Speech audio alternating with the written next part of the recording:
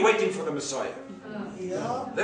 And you know what happens when the enemy sells us, and in between time, we get stuck in the wilderness. And we postpone Canaan to the year after. I am not saying that the year after is going to be less dramatic, spectacular, awesome than the glimpses of truth, the glimpses of evidence that we see in Scripture. But that's not our destiny. Mankind only had one destiny. It's called image bearer. That's the destiny. Image bearer. As he is, so are we. When Jesus departs, he doesn't say, guys, I'm sorry to break this news now, but I have to go. I'm going to leave you like orphans for 10 years, or what did they say, 2012? You come back in 2012. Just hanging there to the bitter end.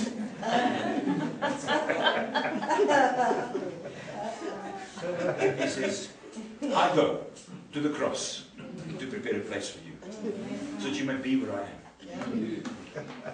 A place of no separation, of no distance. Every high place brought low. Every valley. Every valley means every possible distraction, every possible obstacle, every possible definition of distance, in any context, he removed through one act. Through one act. So that you will know that I'm in my Father. Because the first time Jesus said it, they wanted to stone him. Remember John 10:13, he says, I and the Father are one. He didn't say, guys, you know, I'm going to just let you in a little bit, you're close to me now, I'm going to let you in a little secret. You know, I actually come from heaven. And I'm on this mission here for 33 years, and it's actually very boring because in heaven it's so glorious. And I mean, to make it worse, he didn't land in Hermanus, he landed in desert. And it's desert everywhere. Imagine Jesus. Boring. No mountains, no flowers, just camels. Just Jewish people that look all the same. You've seen one, you've seen them all. I mean, that's why they had to buy a guy to point Jesus out. Remember the night they betrayed him? They didn't want to catch the wrong guy because they all looked exactly the same. Sometimes I think Jesus had this like special holy walk. This entourage. Come on, they didn't want to crucify the wrong guy. So they bribed one of his closest friends to go kiss him and point him out. Want om te bevind maak as die skema die so.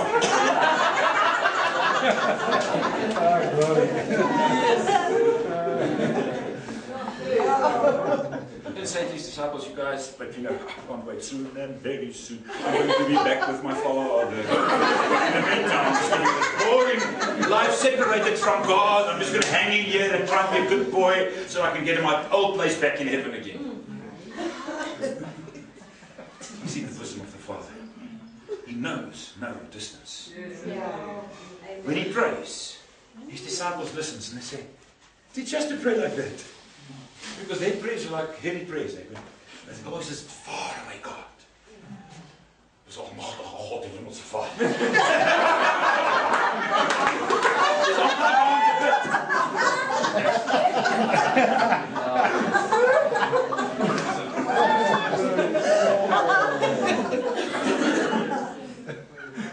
you know, come on, let's be pastors here. Let's be honest. What is perhaps one of the most boring meetings in church?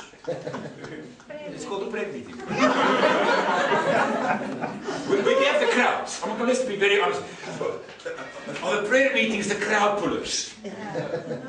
You know, I grew up in a mission where you know, you'd have time with the Lord, and someone would start singing spontaneously.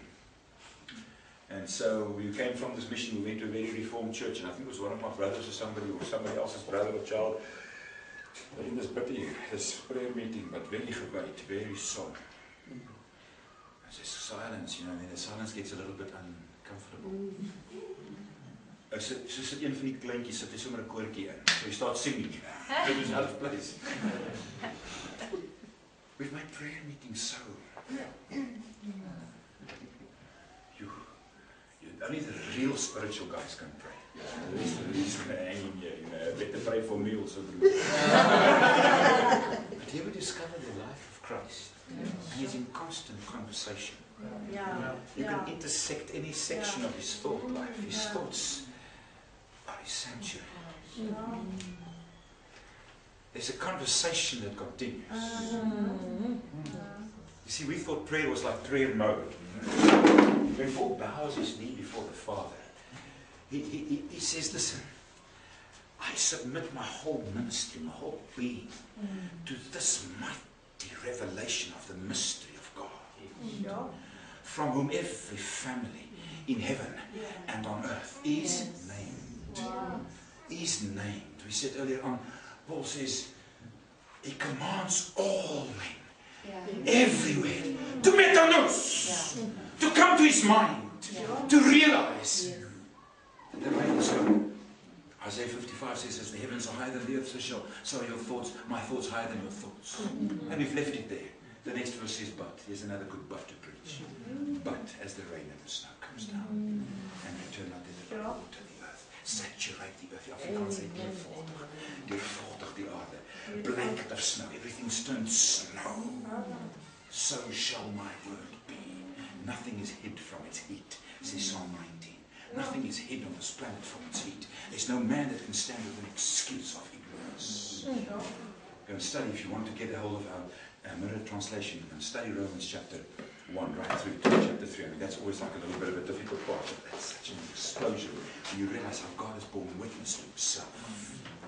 Even those who didn't have a law that was handed down through Moses, they are conscious within them. Deep calls unto deep. The book of Ecclesiastes says that man is an eternal being. Eternity dwells within him. There's an eternity within man. He cries out for the living God. He cancels distance.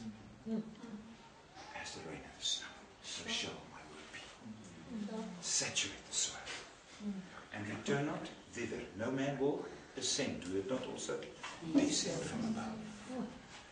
In the beginning was the Word, and the Word was, the Greek says, towards God. Pros, towards. All is returning to its origin. Have you noticed that water does that? Where's our science teacher? Hey, is it in science? Of nou by biologie mee help hoor ek. Yeah, it's also science. You know that every drop of water that has ever been is still there. Even though your fish tank might be empty today, but the water is still there. It's just not there. Yeah. It's evaporated. Every ounce of gold is still on the planet. Yeah.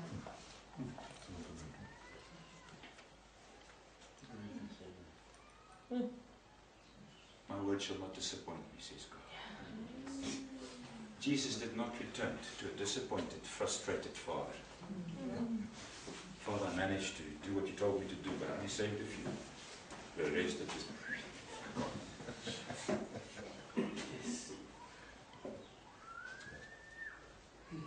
My brother Leon told us the other day, he was preaching here in Gansbaai. He's back now, the following week he's back in Siberia. And at the end of last year he just came from a city called Rostov. A couple of million people. I can't remember how many million people, but a massive city in the southern parts of Russia. And Leon was involved in a meeting where all the pastors of the city were gathered. And he asked the pastors, he said to them, how many sheep are there in the city? And he gave them time to calculate, amongst themselves. And they came back with